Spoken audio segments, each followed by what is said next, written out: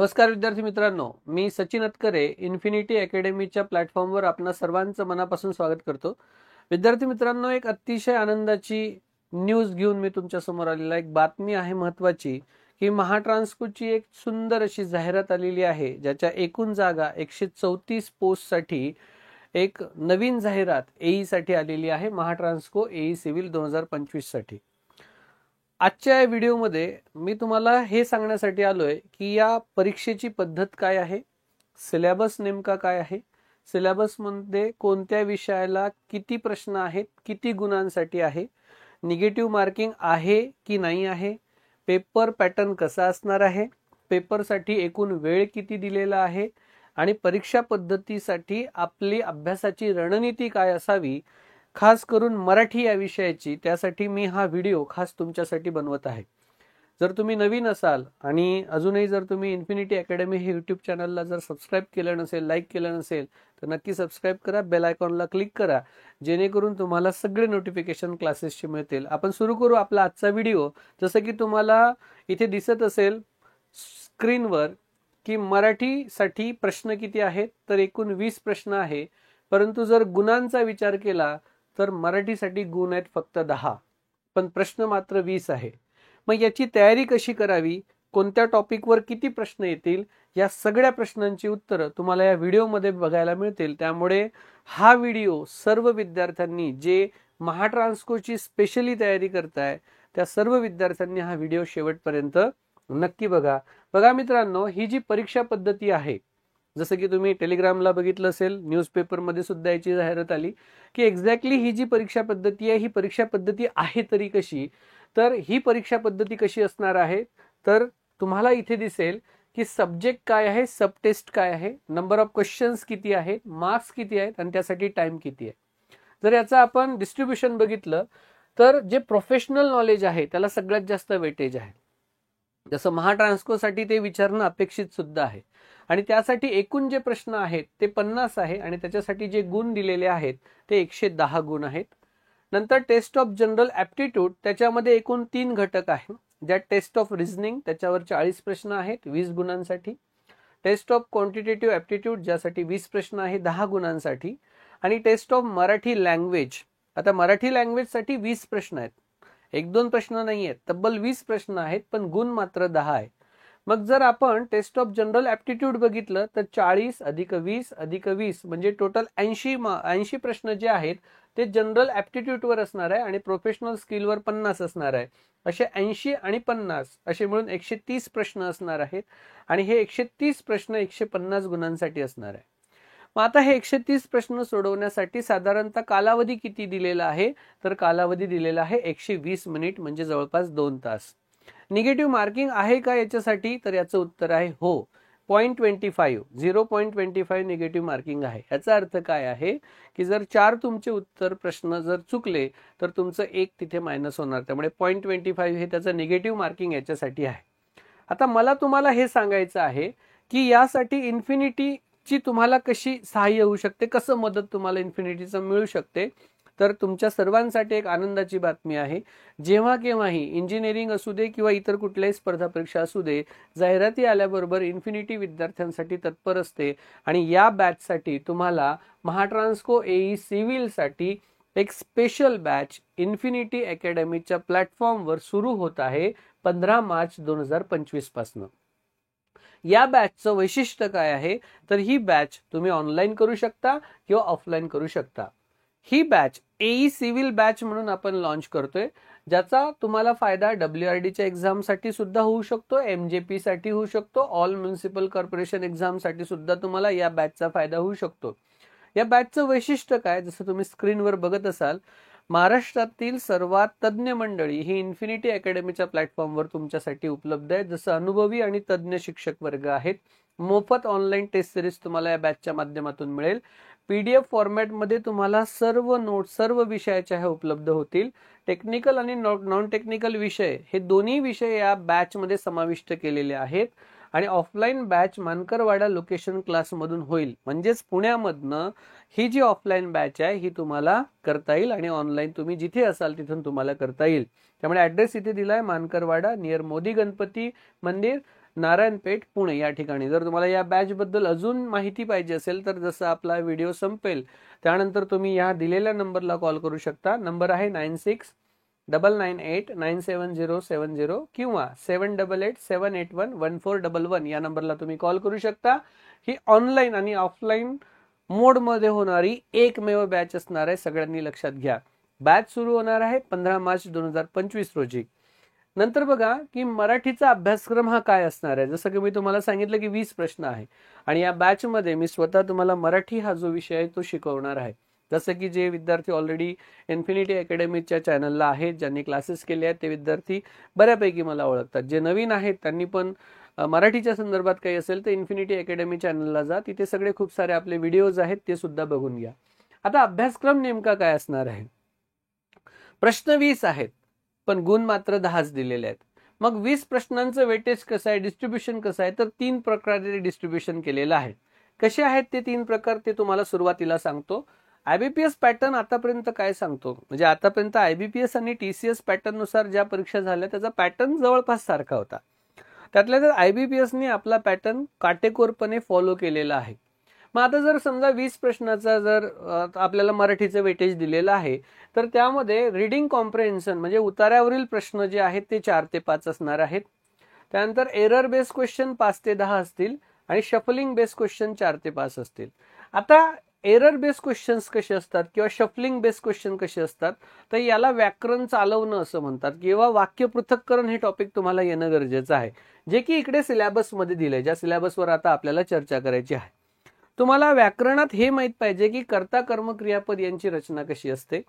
आपल्याला हे माहित पाहिजे की कर्म हे प्रत्यक्ष आहे की अप्रत्यक्ष आहे. आपल्याला क्रियापदाचे प्रकार माहिती असणं गरजेचं आहे की ते सकर्म काय, अकर्म काय, द्विकर्म काय, उभयविध आहे, संयुक्त आहे, भाव करतो काय, हे सगळं माहित असणं गरजेचं आहे. जेव्हा आपण वाक्याची रचना करतो तेव्हा उद्देशांग आणि विधेयांग ह्या 2 गोष्टी माहित पाहिजे. मग जर उद्देशांग असेल तर त्यात उद्देश आणि उद्देश विस्तार कसं लिहितात, विधेयांगामध्ये विधेय, विधेय विस्तार, विधानपूरक कसं लिहितात, कर्म असेल तर कर्म विस्तार कसं असते, पूरक हा शब्द कसा वापरतात. मग वाक्याची रचना करत असताना जेव्हा शब्दांचं शफल केलेलं असतं तेव्हा प्रश्न कसे येतात. 2 प्रकारे मुख्यतः येतात. खास करून वाक्य देतात आणि प्रश्न असा विचारला जातो की खालीलपैकी अशुद्ध वाक्य ओळखा किंवा खालीलपैकी शुद्ध वाक्य ओळखा किंवा असा प्रश्न विचारला जातो की खालीलपैकी शुद्ध शब्द ओळखा, खालीलपैकी अशुद्ध शब्द ओळखा. किंवा शफलिंग बेसमध्ये तुम्हाला एक स्टोरी फॉर्मॅटमध्ये क्वेश्चन दिले जातात, 4-5 ओळी दिलेल्या असतात. एक कथा असते फॉर एक्झाम्पल आणि त्या कथेमध्ये 4 ते 5 क्रमाने दिलेले गोष्टी नसतात तर त्या वर खाली केलेल्या असतात.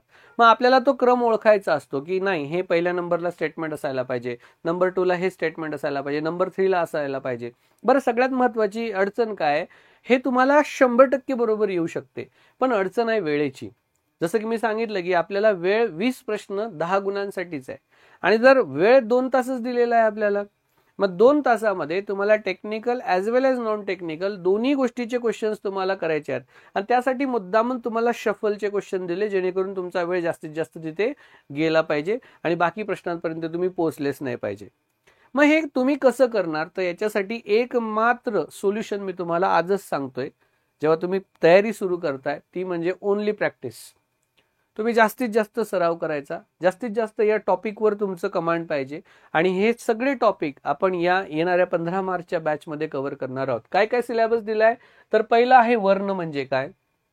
वर्णमाला तुम्हाला विचारतात, स्वर स्वरादी व्यंजन तुम्हाला याच्यावर प्रश्न येतात, वर्णांची उच्चारस्थानं तुम्हाला येतात आणि त्याचबरोबर हे वर्ण जे आहेत ना हे का बरं येतात, कारण आयबीपीएस टीसीएस पॅटर्नचा सगळ्यात आवडीचा टॉपिक आहे संधी. तुम्हाला संधी करा किंवा संधी विग्रह करा याच्यावर सारखे प्रश्न हे आलेले आहेत. संधी करा किंवा संधी विग्रह करा आणि मग जेव्हा तुम्ही संधी विग्रह करता तेव्हा त्याच्यामध्ये स्वर संधी आहे, व्यंजन संधी आहे आणि विसर्ग संधी आहे.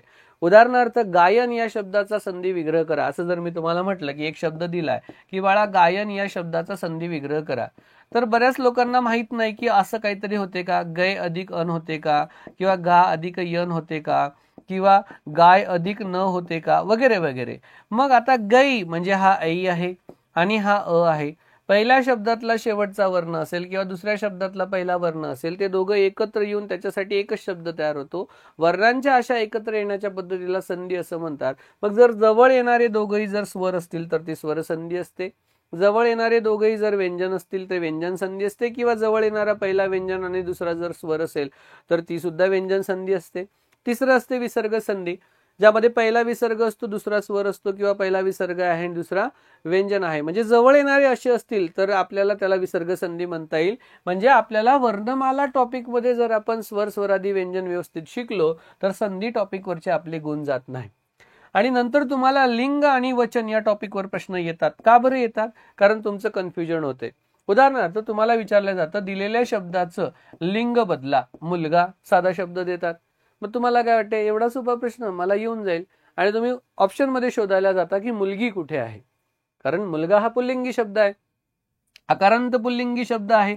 याचं जर मी लिंग बदललं तर ते इकारांत होतं, आणि जर वचन बदललं तर इकारांत होतं. मुलगा, मुलगी, मुलगे. बरोबर, ऑप्शन मध्ये ते नसतंच. मग याचं उत्तर काय आहे? तर उत्तर आहे सून. हे काहीतरी वेगळं आहे. जसं तुम्हाला विचारलं नवरी या शब्दाचं लिंग बदला, मग नवरीचं लिंग बदलल्यानंतर काय होणार? तुम्हाला जर विचारलं बायको या शब्दाचं लिंग बदला तर काय होणार? लिंग बदला म्हणजे काय? पुल्लिंग असेल तर स्त्रीलिंग करा, स्त्रीलिंगी असेल तर पुल्लिंग करा, किंवा नपुंसकलिंग करा. मग तुम्हाला विचारलं जातं लिंग, आणि घाईघाईमध्ये लिहून येतो आपण वचन. तुम्हाला प्रश्न विचारला जातो की दिलेल्या शब्दाचं लिंग बदला. शब्द देतात वर, आणि लिंग बदलायचा असतो, आणि आपण घाईघाईमध्ये काय करतो? खाली. आता खाली हे लिंग बदला आहे का? नाही. वर याचं विरुद्धार्थी लिंग जे आहे ते आहे वधू. आणि मग इथे आपले मार्क जातात. तुम्हाला विचारलं जातं वचन, तुम्ही लिहून येता लिंग. त्यामुळे हे शिकणं खूप गरजेचं आहे, आणि IBPS पॅटर्न नुसार हे अतिशय महत्वाचं आहे. मित्रांनो, छोटे प्रश्न नाही, आपल्याला तब्बल 20 प्रश्न आहेत, आणि हे 20 प्रश्न तुम्हाला हक्काचे 10 गुण हे मिळून देऊ शकतात. त्यानंतर शब्दांच्या जाती आणि त्यांचे प्रकार. फक्त 8 जाती आहेत. यातल्या 4 अशा आहेत ज्या बदलणाऱ्या आहेत. कोणत्या? नाम, सर्वनाम, विशेषण, क्रियापद, ज्या की विकारी जाती आहे, म्हणून त्यांना सव्यय म्हणतात. आणि क्रियाविशेषण अव्यय, शब्दयोगी अव्यय, उभयान्वयी अव्यय आणि केवळ प्रयोगी अव्यय ह्या अविकारी आहे, कारण त्या बदलत नाही. का? जर मी यांचं लिंग वचन विभक्ती बदलली तर हे बदलत नाही, म्हणून ह्या अविकारी 8 जाती आपल्याला याच्यावर परीक्षेत प्रश्न येतात. तुम्हाला एखादं वाक्य देतात की काळी गाय पांढरे दूध देते. उदाहरण काय आहे? काळी गाय पांढरे दूध देते. दिलेल्या वाक्यामध्ये एकूण विशेषण किती आहे, किंवा दिलेल्या वाक्यातील विशेषणी ओळखा, असं तुम्हाला परीक्षेत प्रश्न येतात. मग विशेषण हा IBPS पॅटर्नचा आवडीचा आहे.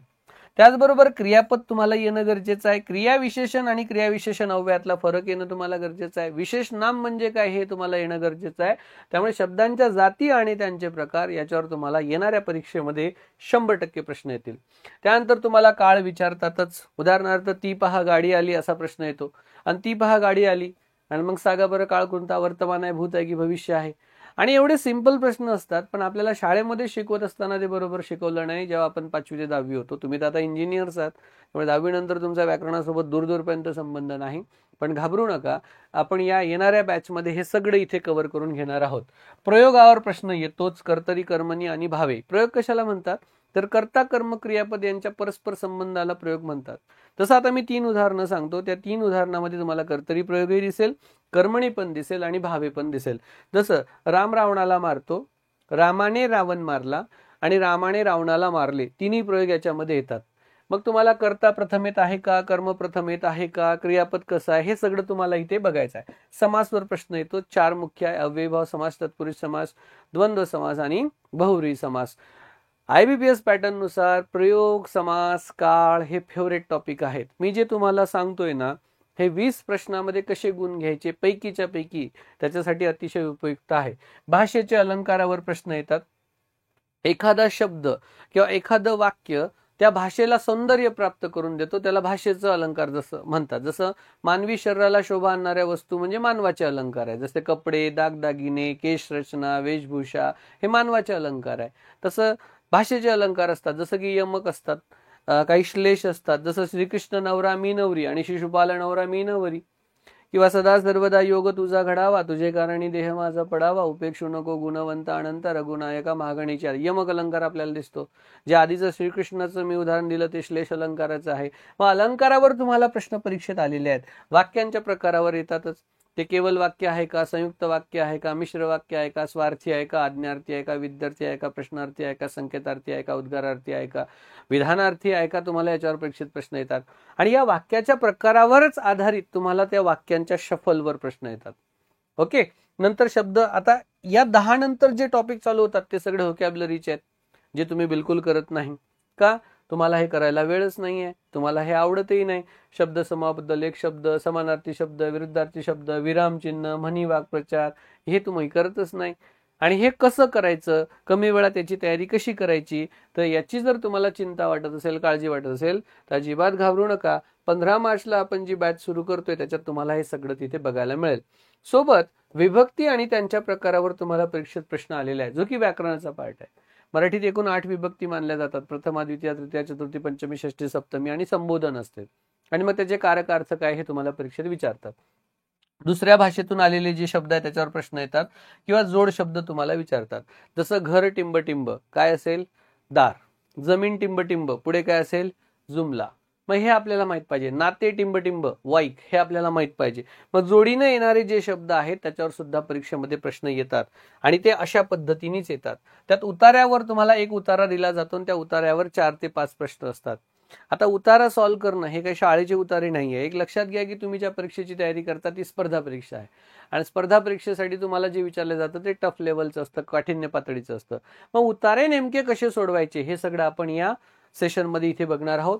इथे एरर बेस्ड क्वेश्चन आहे. शुद्ध वाक्य, अशुद्ध वाक्य, किंवा शुद्ध शब्द, अशुद्ध शब्द तुम्हाला देतात. जर त्यांनी असं विचारलं की खालीलपैकी अशुद्ध वाक्य ओळखा, तर समजून जायचं की या 4 पैकी 3 शुद्ध आहेत, आणि मग आपल्याला ते सोडवता आले पाहिजे. आणि ते शफलिंग असतात. शफलिंग बेस्ड क्वेश्चन मी तुम्हाला सांगितलं की हे कशा पद्धतीने येतात. याची आपण खूप सारी प्रॅक्टिस आपल्या अपकमिंग बॅच मध्ये करून घेणार आहोत. कोणत्या बॅच मध्ये? या स्पेशल महाट्रान्सको एई सिव्हिल बॅच असणार आहे. या बॅचची सुरुवात 15 मार्चला होते.